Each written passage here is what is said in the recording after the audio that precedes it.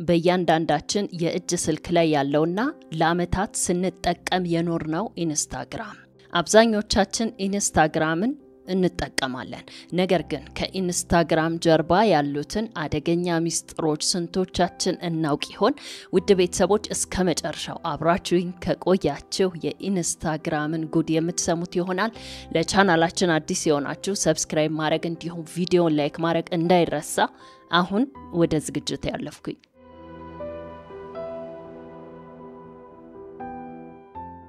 የማህበራዊ የአእምሮ ጤና ህክምና ባለሙያዎች ባወጡት ጥናት መሰረት ከማንኛውም ፕላትፎርሞች ወይም ሶሻል ሚዲያዎች በላቀ ወይም በበለጠ መንገድ ኢንስታግራምን መጠቀም ለአእምሮ ጤና መታወክ እንደሚዳርግ ጠቁመዋል። የአእምሮ ጭንቀት፣ ጥላቻን የመሳሰሉትን ሁኔታዎች በተለይም ደግሞ በወጣት ሴቶች ላይ እንደሚስተዋል ወይም እንደተከሰተ ጨምረው አክለዋል።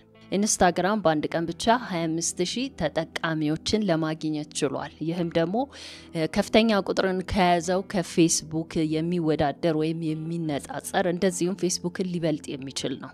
በተለይም ደግሞ ኢንስታግራም ፕላትፎርም ላይ በመናቃቸው የፎቶ ፊልተሮች አማካኝነት በዓለም ላይ ሚሊዮኖች የዚህ ፊልተር ሱሰኞች እንደሆኑም ተገልጿል።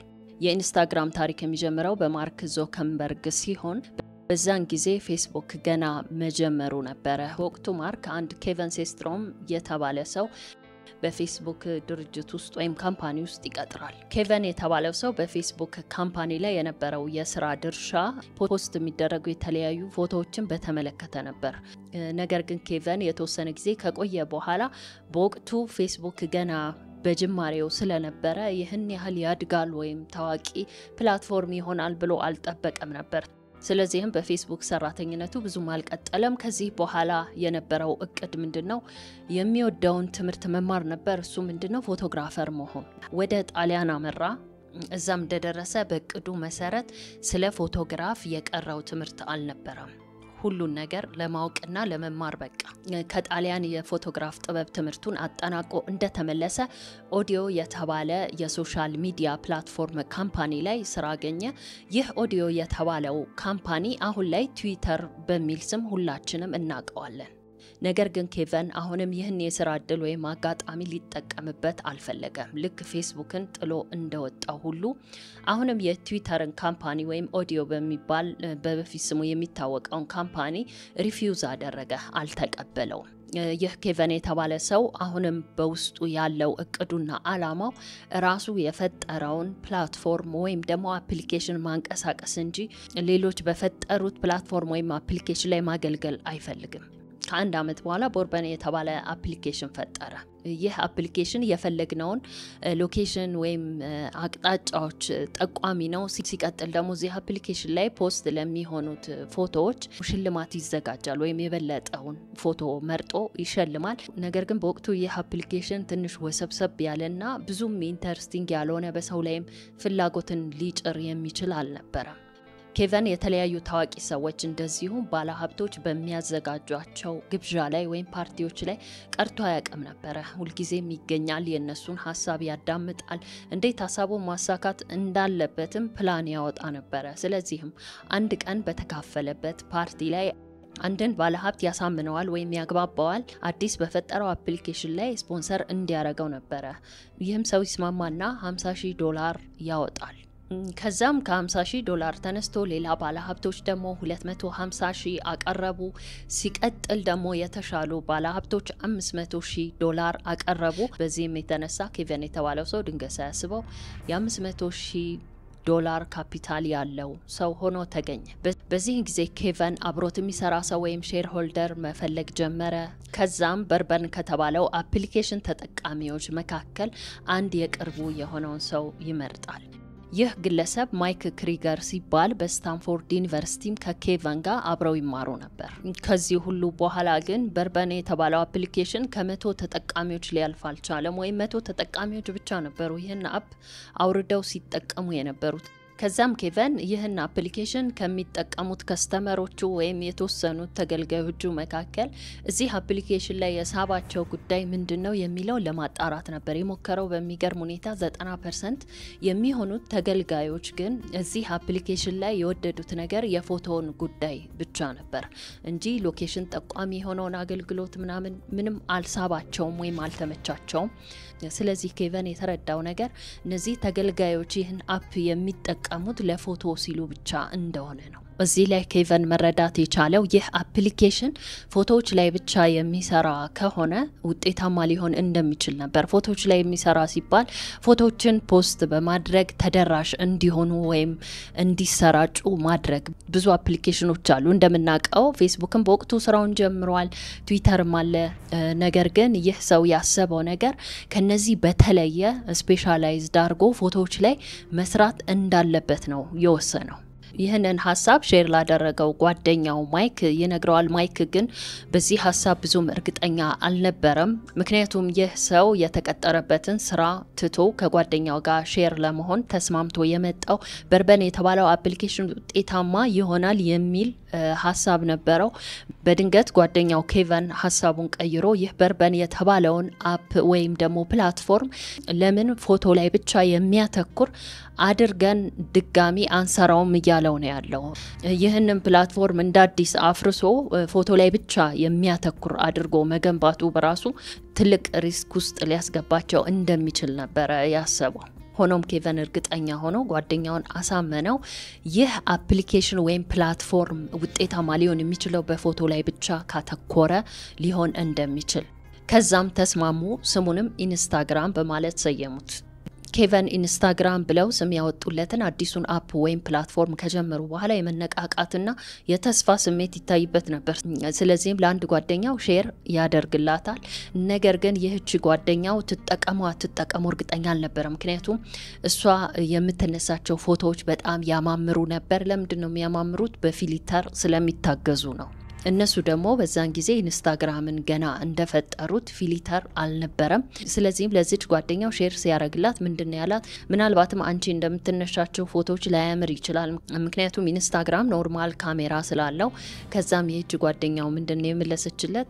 ታዲያ ለኢንስታግራም የሚሆኑ ፊልተሮችን መስራት ለምን አቃተ? ወይም ደግሞ ለምን ክሬት አታረግም ነበር ያለችው። በሚገርም ሁኔታ የኢንስታግራም ውጤታማነት የተመሰረተውም እዚህ ሐሳብ ላይ ነበረ። በጊዜው የተለያዩ አፕሊኬሽኖች ነበሩ ፊልተሮች ያሏቸውና ፎቶዎችን ጥርት አድርገው የሚያስተካክሉ በፕላትፎርም መልክ ከሰው ጋር የምንገናኝባቸው አይነት አፖች አልነበሩም።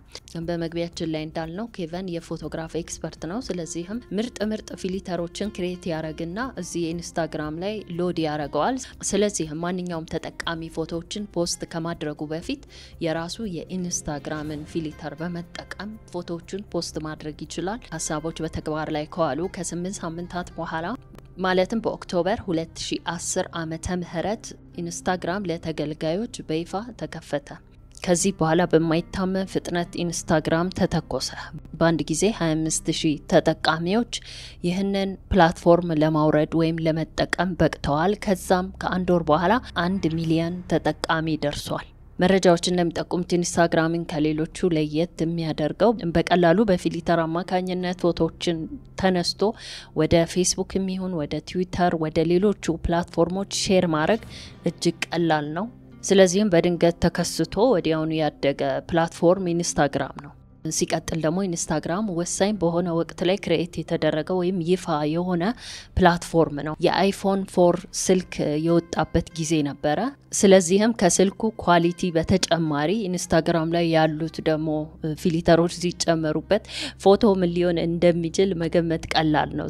ስለዚህም ይመስላል ወሳኝ በሆነ እንደዚሁም በጥሩ አጋጣሚ ላይ የተፈጠረ ፕላትፎርም በመሆኑ ለእድገቱ ብዙ ማባጣ ጎርባጣ የሆኑ ነገሮች አላጋጠሙትም እንደሌሎቹ ፕላትፎርሞች ሁሉ። ሌላው ዲዛይነሮች እና የተለያየ ፕሮፌሽን ላይ የተሰማሩም ሰዎች ይህንን አፕ ምርጫቸው አድርገው ነበር።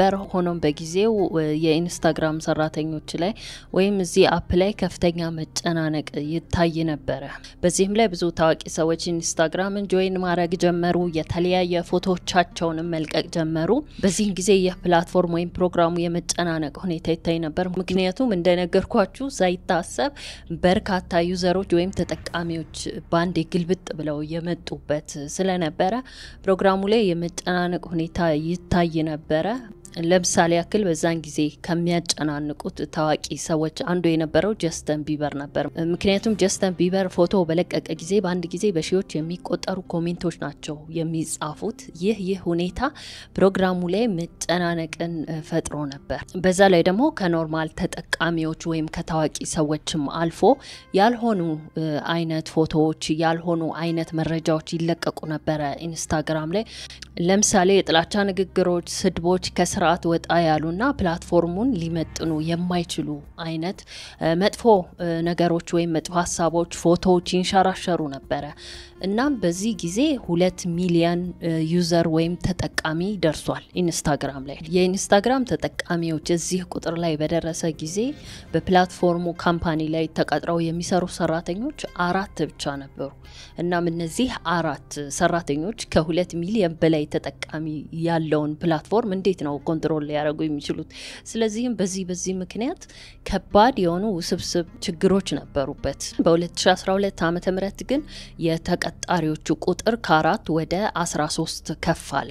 ከዚህ ጊዜ በኋላ የኢንስታግራም ፈጣሪ የሆነው ኬቨን ለመጀመሪያ ጊዜ ከታዋቂ ሰዎችና ከባለ ሀብቶች ጋር መሰለፍ ጀመረ። እውቅና በህይወቱ ምን እንደሆነ ለመጀመሪያ ጊዜ ለማየት በቃ። ከዝነኞች ጋር ያለው ቁርኝትም እየጠበቀ መጣ።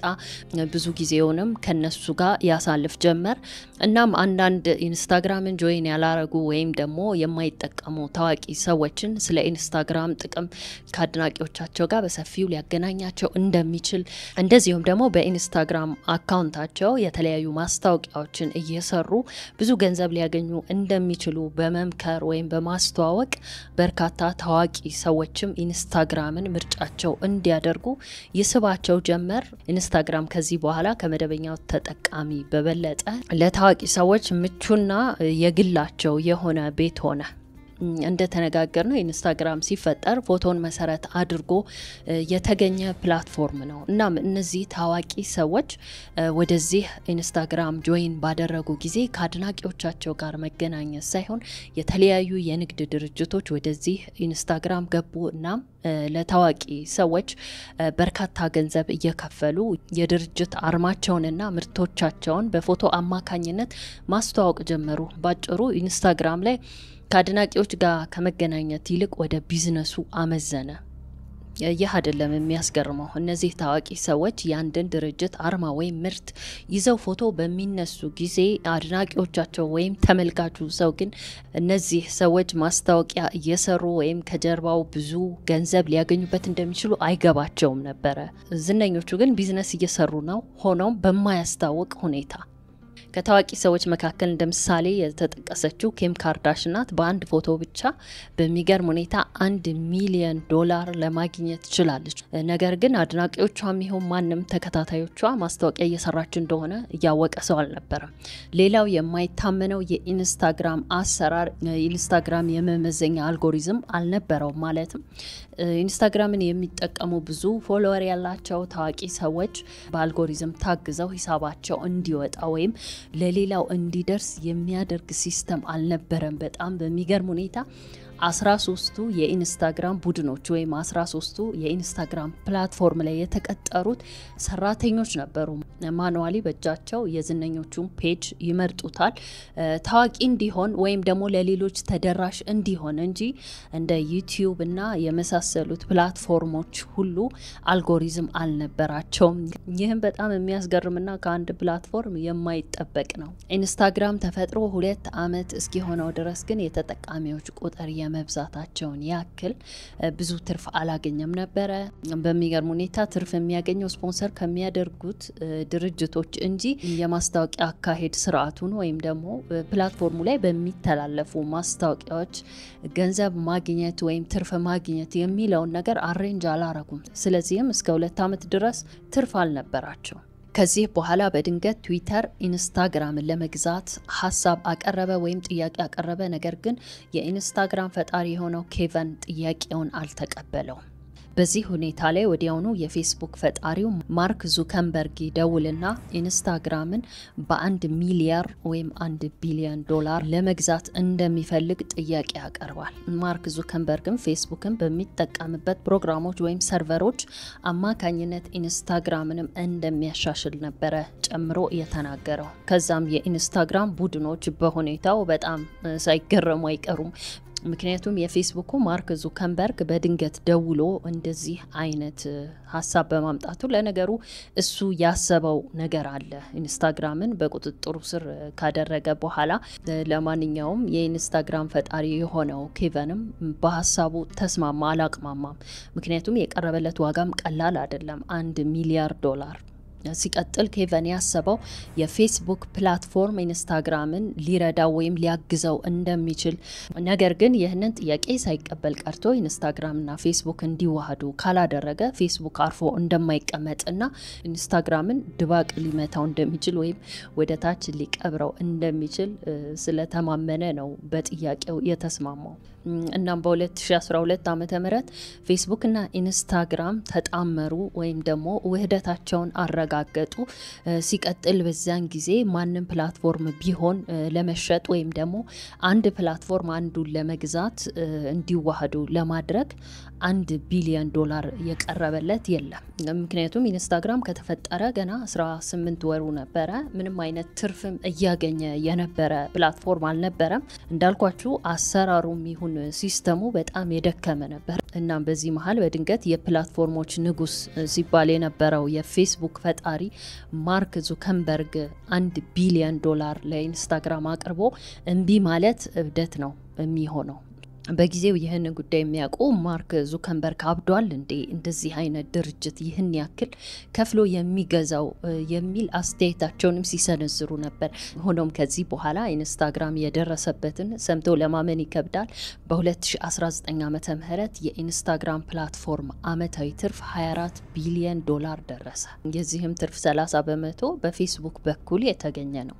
የኢንስታግራምና የፌስቡክ መዋሃድ ያልተዋጠላቸው ወይም ከጀርባው ሌላ አላማ ሊኖረው ይችላል ያሉ አንዳንድ የመንግስት ድርጅቶች የተለያዩ አይነት ምርመራዎችንም አካሂደዋል ነገር ግን ከምንም ነገር የጸዳና ለቢዝነስ ተብሎ ብቻ የተደረገ መሆኑን አረጋግጠዋል ከዚህም በኋላ 13ቱ የኢንስታግራም ቡድኖች ወይም ተቀጣሪዎች ወደ ላስ ቬጋስ ሄደው ዘና ፈታ ማለት ነበር የጀመሩት ይህ ግብዣና ደስታ ግን ብዙም አልቀጠለም ምክንያቱም የማንኛውም የሶሻል ሚዲያ ፕላትፎርም በዚህ ደረጃ ትርፋማ ከሆነ ለሰራተኞቹ ከደሞዝ ውጪ የሚሰጥ ጉርሻ ወይም የተለየ ጥቅም ይኖራል ነገር ግን በሚገርም ሁኔታ እነዚህ 13 የኢንስታግራም ቡድኖች ከሚያገኙት ደሞዝ ውጪ ምንም ያገኙት ሌላ ጉርሻ ወይም ጥቅም አልነበረም ስለሆነም የኢንስታግራም ተቀጣሪዎች አለቆቻቸው ኬቨን እና ማይክ የሚያደርጉትን እያዩ ሊዋጥላቸው አልቻለም እጅግም ተናደዱ ምክንያቱም አለቆቻቸው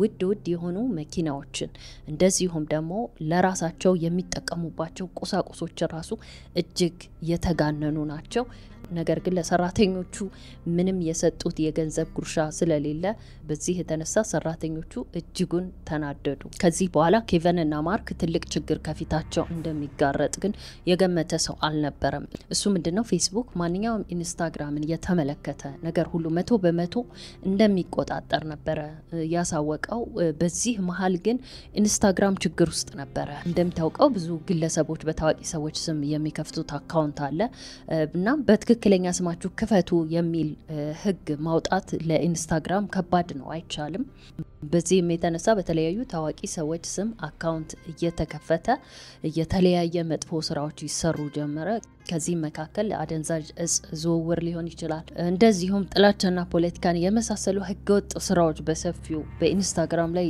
ይሰሩ ጀመር ማንነታቸው በማይታወቅ ግለሰቦች ከዚህም ሌላ መግቢያችን ላይ እንደጠቀስነው የኢንስታግራም ተጠቃሚዎች ለተለያዩ የአይምሮ ችግሮች ጭንቀትን ጨምሮ ከበድ እስካሉ የአይምሮ ጉዳቶች የሚያደርስ ችግር ውስጥ መግባት ጀመሩ። ይህንንም ይፋ ያደረገው በ2021 ዎል ስትሪት ጆርናል ከፌስቡክ ጋር ባደረገው ቃለ መጠይቅ ወይም ንግግር የተነሳ ነው። እዚህ ላይም እንደተጠቀሰው ፌስቡክ በእርግጠኝነት ኢንስታግራም ለተጠቃሚዎቹ ከባድ ችግር እየፈጠረ እንደሆነና እነዚህም መረጃዎችም ለመደበቅ ወይም ደግሞ ለመሸፈን ፌስቡክ የተቻለውን ጥረት እያደረገ እንደሆነ ነበረ ይፋ የሆነው። ከዚህ በኋላ ከፌስቡክና ከኢንስታግራም አምልጦ ወይም ሾልኮ የወጡ መረጃዎች እንደሚጠቁሙት ከሆነ የኢንስታግራም ተጠቃሚዎች አደጋ ላይ እንዳሉ ነው። በተለይም በከፍተኛ ሁኔታ ኢንስታግራም ላይ ትኩረት ሰጥተው የሚጠቀሙ በተለይም ወጣት ሴቶችን የተመለከተው መረጃ እንደሚጠቁመው ከባድ የሆነ ችግር እያስከተለ መሆኑ ይፋ ሆኗል። ከራሳቸው ከኢንስታግራምና ከፌስቡክ የወጣው መረጃ አንድ ጥናት ላይ እንደተጠቀሰው ከሆነ 13% የሚሆኑ በእንግሊዝ ሀገር የሚኖሩ ለአቅመ ሔዋን የደረሱ ሴቶች ራሳቸውን ማጥፋት ማሰባቸውንና በአይምሮ ችግር ምክንያት ማለት ነውና ይህንንም ከምን ጋር አያይዘውታል? ኢንስታግራምን ከመጠቀማቸው ጋር ተያይዞ ነው ጥናቱ የወጣው። በመግቢያችን ላይ እንደጠቀስነው ኢንስታግራም የተባለው ፕላትፎርም ለአይምሮ ጤና መታወኩ ትልቁን ሚና የሚጫወት አፕ ወይም ፕላትፎርም እንደሆነ ተረጋግጧል። ይህንን ያሉበት ምክንያት ምንድነው? በተለይም ቅድም እንደነገርኳችሁ በወጣትነት እድሜ ላይ የሚገኙ ልጆች ናቸው ኢንስታግራምን በብዛት የሚጠቀሙት። እናም ኢንስታግራም ላይ ምንድነው የሚገኘው? በብዛት የታዋቂ ሰዎችን ፕሮፋይል ወይም ደግሞ አካውንት ፎሎ የሚያደርገው ተከታታይ ይበዛል። በዚህም የተነሳ በወጣትነት የእድሜ ክልል ላይ ያሉ ልጆች በተለይም ደግሞ ሴቶች አንዳንድ ታዋቂ ሰዎች ወይም የሚያደንቋቸውን ሰዎች በሚከታተሉ ጊዜ የነዚህን ሰዎች ላይፍ ስታይል ሊሆን ይችላል ከእንደገና ደግሞ በየሀገሩ እየሄዱ የሚነሱትን ፎቶ የሚለብሱትን ልብስ እንደዚሁም ጫማ ሁሉ ነገር ኢንስታግራም ላይ እንደምታውቁት ምርጥ ነገር ነው የሚታየው። እናም እነዚህ ወጣቶች ይህንን ነገር እየደጋገሙ በሚያዩ በሚከታተሉ ጊዜ ራሳቸው ላይ የዝቅተኝነት ስሜት ማዳበር ይጀምራሉ። እኔኮ ዋጋ የለኝም፣ እኔኮ በህይወቴ ስኬታማ አይደለሁም፣ መች ነው እንደዚህ መሆነው የሚለው ሐሳብ ከባድ የሆነ ጭንቀት ውስጥና ራስ መጥላት ውስጥ ይከታቸዋል። በዚህም የተነሳ ራስን እስከ ማጥፋት የሚደርስ ችግር ውስጥ ሁሉ እንደሚገቡ ነው የታወቀው። ናሽናል ጂኦግራፊ በሚባለው ታዋቂ የቴሌቪዥን ጣቢያ ላይ በቀረበው ሪፖርት መሰረት አንድ በኖርዌይ የሚገኝ ጂኦግራፊካል የሆነ ቦታ ነበርና የቴሌቪዥን ቡድን እዛ ላይ ሄዶ ፕሮግራም ለመስራት በሚያስብ ጊዜ እጅግ አስቸጋሪ ሁኔታ እንደገጠመውና ይህንን ቀረጻ ወይም ዝግጅት ካንስል እስከ ማድረግ እንደደረሰ ነው የተናገረው። እሱ ምንድነው የኢንስታግራም ታዋቂ ሰዎች እዚህ ቦታ ላይ ተገኝተው ፎቶ ለመነሳት በሚያደርጉት ግብግብ 8000 የሚሆኑ ሰዎች ከነሱ ጋር ፎቶ ለመነሳት የሚያደርጉት ውዝግብ ነበረ። ሲቀጥል ደግሞ እጅግ የማይታመነው ነገር አንድ ፎቶ ኢንስታግራም ላይ ትሬንድ እንዲወጣ የሚያደርጓቸው አድቬንቸሮች ነበሩ። በጣም የሚሰቀጥጠውና የሚያስገርመው ራሳቸውን አደጋ ላይ ሊጥላቸው ከሚችልና ከማይሞከር የህንጻ ጫፍ ላይ የተራራ ቦታ ላይ አደገኛ ቦታ ላይ ሆነው ፎቶ ለመነሳት በሚያደርጉት ጥረትና ግብግብ የብዙ ሰዎች ህይወት እንዳለፈና ይህም ጉዞ በኢንስታግራመሮችና በአድናቂዎቻቸው የተነሳ እንደከሸፈ ከዚህም ውጪ በርካታ አደጋዎች ደርሰው የሞቱ ሰዎች እንዳሉ ለየት ያለ ፎቶ ተነስቶ ቫይራል ለማውጣት ማለት ነው። አንድ ጥናት ላይ እንደተገለጸው ከሆነ ከ2011 እስከ 2017 ባሉት አመታቶች 259 ሞት እንደተመዘገበ ተጠቅሷል። ይህ ምንድነው? ኢንስታግራም ላይ ለመታወቅ ወይም ፎቶ ቫይራል እንዲወጣ ካልሆነ ቦታ ላይ ሰልፊ ለመነሳት ሲሞክሩ በድንገተኛ አደጋ የሞቱ ሰዎች ቁጥር ነው። ሌላው እጅግ አሳዛኝ ታሪክ የ14 አመቷ ሞሌ ራስል የተባለች ልጅ ራሷን የማጥፋቷ ጉዳይ ነው። ይህች ልጅ በኢንስታግራም ላይ ራስን የማጥፋት ፎቶ ወይም ደግሞ ራሱን ያጠፋ ሰው ፎቶ ካየች ከቀናት በኋላ እሷም ራሷን እንዳጠፋች ተገልጿል። የዚህች ልጅ ወላጅ አባት እንደተናገረውም ከሆነ ኢንስታግራም ለልጁ ህይወት ማጥፋት ወይም ራሷን ለማጥፋቷ ትልቁ ምክንያት እንደሆነ ገልጿል። ኢንስታግራም ይህን ሁኔታ ለማረጋጋት ወይም ደግሞ ለችግሩ የተወሰነ መፍትሄ ለማግኘት ሞክሯል እየተባለ ነው ያለው። ለምሳሌ አስተውላችሁ ከሆነ ኢንስታግራም ላይ ላይኮች እንዳይታዩ ማድረግ ተችሏል። በላይኮች የተነሳ የሚደረገው ኮምፒቲሽን ወይም ውድድርና እንደዚህ አይነት ጭንቀት ውስጥ ሌላ ታሪክ ውስጥ የመግባቱን ነገር ለመቀነስ ነው የሚል አይነት መረጃዎች ነው በሰፊው እየተሰራጨ ያለው። ከጊዜ በኋላ ፌስቡክ ኢንስታግራምን በአብዛኛው መቆጣጠሯን ወይም ጫና ማድረጉም እንደቀጠለ ነው። ሲቀጥል ደግሞ የፌስቡኩ ማርክ ዙከንበርግ ለኢንስታግራሙ ኬቨን የዋትስአፕን ስራ አስኪያጆች ወይም የዋትስአፕን ፈጣሪዎች እንዲያናግርና ፌስቡክ ዋትስአፕን መግዛት እንደሚፈልግ ጥያቄ እንዲያቀርብላቸው ነበር የነገረው። ከጊዜ ወደ ጊዜ ፌስቡክ ኢንስታግራም ላይ የሚያደርገው ጫና ጠለቅ እያለና ምንም አይነት ኢንስታግራም ላይ ፕራይቬሲ የሚባል ደረጃ እስከማይኖር ድረስ ፌስቡክ ቁጥጥሩን ሁሉ በኢንስታግራም ላይ ያደረገ። በዚህም የተነሳ ፌስቡክ ላይ ያሉ ማስታወቂያዎች ኢንስታግራም ላይ እንዲንሸራሸሩ ነበረ ማርክ ዙከንበርግ ለኬቨን ጥያቄ ያቀረበው። እንደምታውቁት ኢንስታግራም ላይ በብዛት የፎቶ ማስታወቂያዎች ይበዛሉ። የትልልቅ ካምፓኒ አርማዎች እንደዚሁም ብራንዶች አይነት ነገርና የፌስቡክ ማስታወቂያዎች ደግሞ እንደምናቀው ሄቪ የሆነ ነገር አላቸውና ይህ ነገር እዚህ ጋር መምጣቱ ለተጠቃሚዎች ኮንፈርት ላይ ሰጥ ይችላል ወይም ላይ መቻቸው ይችላል የሚል ሐሳብ ነበር ለማርክ ዙከንበርግ ያቀረበው። ነገር ግን ኬቨን ይህም ቢልም በመጨረሻው ሰዓት የተረዳው ነገር ቢኖር ሙሉ ለሙሉ በፌስቡክ ቁጥጥር ስር መሆኑን ነበር። ምክንያቱም ምንም ቢቃወምና አይሆንም ቢልም በመጨረሻ ሰዓት ግን የፌስቡክ ውሳኔ ነው በልጦ የሚገኘው ወይም ተግባራዊ የሚሆነው። እናም ሳያስበው ራሱ የፈጠረውን ኢንስታግራም ለፌስቡክ ወይም ደግሞ ለማርክ ዙከንበርግ አሳልፎ እንደሰጠ ነው ያወቀው። ማርክ ዙከንበርግ ደግሞ ስጋት አለበት። እያሰበ ያለው በተቃራኒው ነው። ምክንያቱም እንደሚታወቀው የፕላትፎርሞች ንጉስ የሚባለው ፌስቡክ ተጠቃሚዎቹ ከጊዜ ወደ ጊዜ ሹልክ እያሉ የወጡ ወደ ኢንስታግራም እያመዘኑ ይገኛሉ። ፌስቡክ እና ኢንስታግራም አንድ ላይ ሆኖ ቢሆንም በማርክ ዙከንበርግ አስተሳሰብ ግን ሙሉ ለሙሉ አሁንም ኢንስታግራም በቁጥጥር ስር አድርግ ያለው ብሎ አላሰበም። ስጋትም አለበት። ስለዚህም ከጊዜ ወደ ጊዜ ነገሮችን ያሻሻለና የበለጠ ኢንስታግራም ላይ ጫና እየፈጠረ ትስስሩንም የበለጠ በቃ አንድ ፕላትፎርም ነው እስከምትሉ ድረስ እያደረጉት ነው። አይታችሁ ከሆነ የኢንስታግራም እና የፌስቡክ ስማችሁንና ሊንካችሁን ታስተሳስራላችሁ። ፌስቡክ ላይ ፖስት የምታደርጉት ነገር ኢንስታግራም ላይ ፖስት የምታደርጉት ነገር ደግሞ ፌስቡክ ላይ ፖስት ይሆናል። እና እንደዚህ አይነቱን ሐሳብ ነበር በመጨረሻ ለኬቨን ያቀረበለት። ኬቨን ደግሞ በዚህ ሐሳብ ብዙም ደስተኛ የሆነ አይመስልም። ከዛም ኬቨን እና ሼር ሆልደሩ የነበረው ማይክ ከኢንስታግራም ስራ አስኪያጅነታቸው እንደሚለቁ ነበር ለማርክ ዙከንበርግ የነገረው። የማርክ ዙከንበርግ ሐሳብ ይህ ነበር፣ እነሱን ከስልጣናቸው አባሮ ፌስቡክ እና ኢንስታግራምን አንድ ላይ መጠቅለል። ይህም ተሳክቶለታል።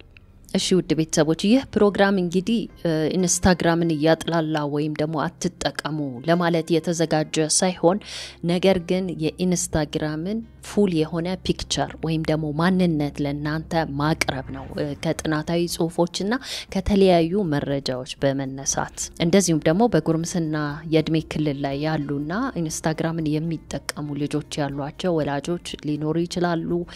የምናየው ነገር ማጣራት ወይም ፊልተር ማድረግ ወይም ደግሞ ልጆቻችንና ታናናሾቻችን መቆጣጠር ብንችል የሚለውን ነገር ለማስተላለፍ ታስቦ የተዘጋጀ ፕሮግራም ነው። እናንተስ በሰማችሁት የኢንስታግራም የማይታመን ታሪክ ላይ ምን ሐሳብ አስተያየት አላችሁ? ሐሳብ አስተያየታችሁ እንደተለመደው በኮሜንት መስጫ ሳጥኑ ላይ እንድታሰፍሩልኝ እፈልጋለሁ።